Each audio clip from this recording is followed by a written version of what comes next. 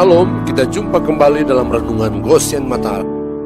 Haleluya, saudaraku yang dikasihi dan diberkati Tuhan. Renungan pagi hari ini bertema makanan yang bertahan sampai hidup kekal. Bacaan firman terambil dari Yohanes pasal 6 ayat 27.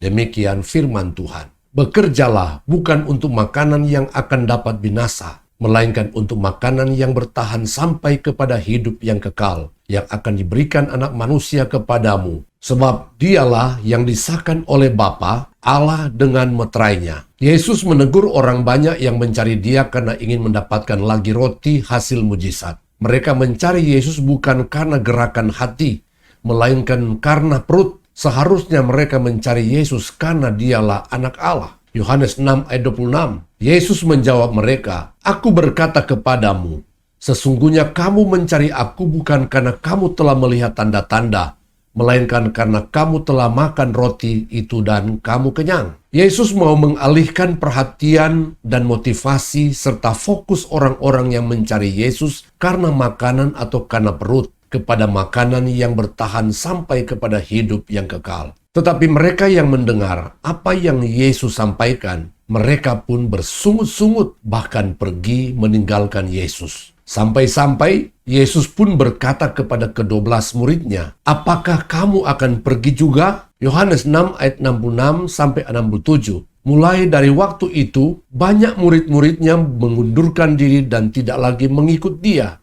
Maka kata Yesus kepada ke-12 muridnya, "Apakah kamu tidak mau pergi juga?" Sadar atau tidak, suka atau tidak, kita sedang berada pada masa-masa yang sulit. Di satu sisi kita sangat membutuhkan makanan bagi tubuh kita karena kita masih hidup di dunia. Tetapi di sisi yang lain, Yesus mau mengajarkan dan mengalihkan fokus kita dari makanan yang akan binasa kepada makanan yang bertahan sampai kepada hidup yang kekal. Mungkin orang akan berkata bahwa harus ada keseimbangan antara mencari kebutuhan makanan yang akan binasa dan yang bersifat kekal. Tetapi kehendak Allah adalah agar kita mencari dan menempatkan hal-hal yang bersifat kekal lebih utama dan prioritas. Efesus pasal 5 ayat 17. Sebab itu, janganlah kamu bodoh, tetapi usahakanlah supaya kamu mengerti kehendak Tuhan. Matius 6 ayat 33, tetapi carilah dahulu kerajaan Allah dan kebenarannya, maka semuanya itu akan ditambahkan kepadamu.